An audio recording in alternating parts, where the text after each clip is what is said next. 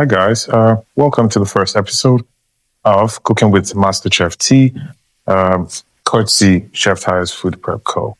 Today we're going to be making Efo Riro. This is an African dish, and as you know, over here we make cooking look very simple. That's the whole essence.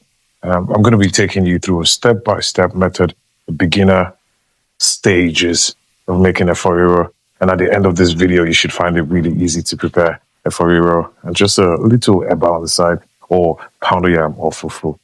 Stay tuned. The first thing we're doing is prepping our meat. Today I'm using beef and kwamo, that's cow's cane. For anyone who's never cooked with that before, give everything a good wash, of course, and then we're going to season it up.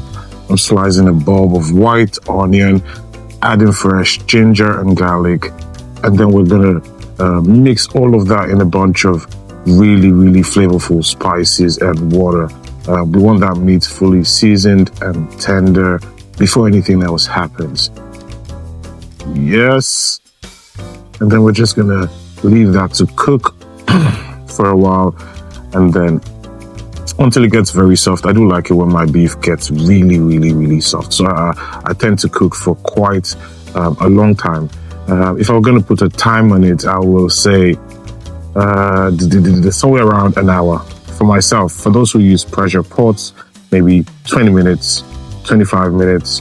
But if you're using a pot like mine and you're cooking this amount of beef, definitely I'll leave it there for a while. After some time, I would want to take out the cow's skin when that gets very soft. Now, while the meat is doing its thing, let's prep our vegetables. I'm going to deseed the bell peppers, and this, keeps the stew from not getting too bitter. I'm going to also slice some onions, and we're going to blend those together.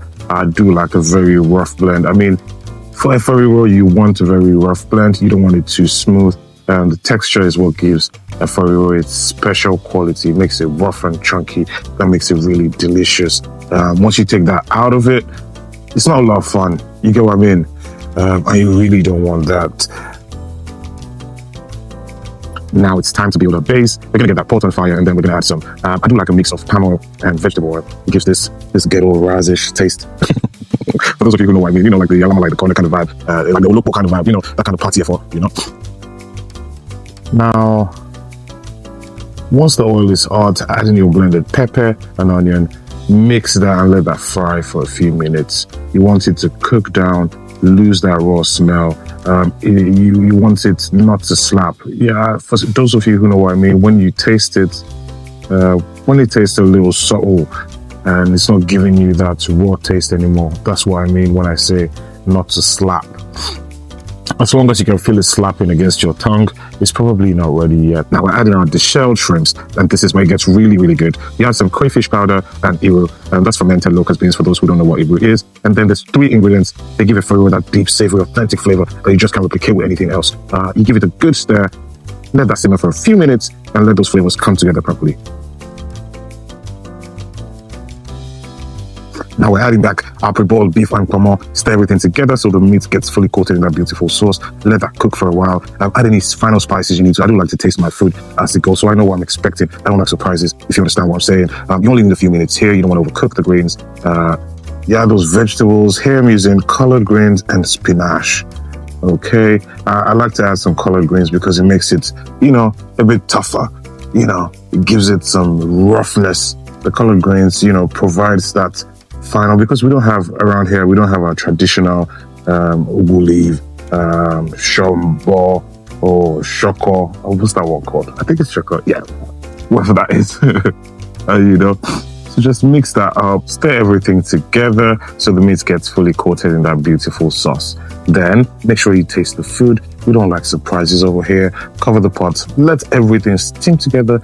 You only need a few minutes, and just like that, your Efo Riro is ready. Look at that color, look at the texture. This is proper Nigerian home cooking right here. If you serve this with pounded yam, eba, fufu, or even rice, however you like it.